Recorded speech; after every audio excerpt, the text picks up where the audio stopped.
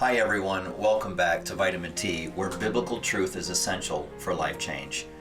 A verse I'd like to reflect with you on comes from 1 Peter chapter 3, verse 8.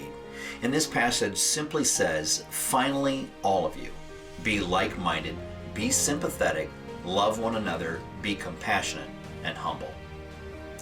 It was the best of times, it was the worst of times. You may recognize that opening line from Charles Dickens' book, The Tale of Two Cities. Remember reading that? Is not his introduction a great summarization of our times? You have likely heard the news or observed interactions between people and that it absolutely astonish and befuddle you.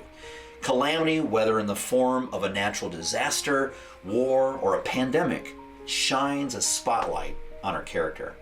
Crisis has a way of bringing out the best and the worst in people, depending on what is in there to begin with. Some people exhibit new depths of depravity. They take advantage of people's hardships and search for ways to capitalize on the misfortunes of others. Some manage to say the most judgmental and hurtful things possible when they feel the stress of the times. On the other side of the ledger, crisis can awaken the sleeping hero within a person. The spark of goodness within them ignites into a glowing fire of service, easing the suffering of those around them. Boy, we want to be that, don't we? This is the essence of our text today. The disciple Peter wrote his letter to believers living in the crucible of persecution. Christians were pulled from their homes and families were beaten or murdered, and still he admonishes Christ's followers to be sympathetic, compassionate, and humble. The Greek word for sympathy is sympathese.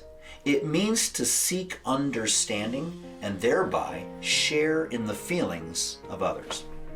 This is especially true of those enduring hardships. To do this requires that we pause and listen to what people are going through.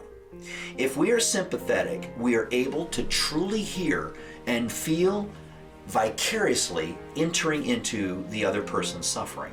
As we do this, our caring ascends to almost heroic status.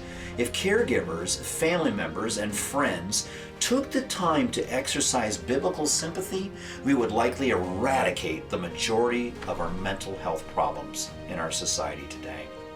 When times are tough, what is your instinct? Do you shut people out and become immune to their cries? Does a darker side emerge that seeks advantage at the expense of others?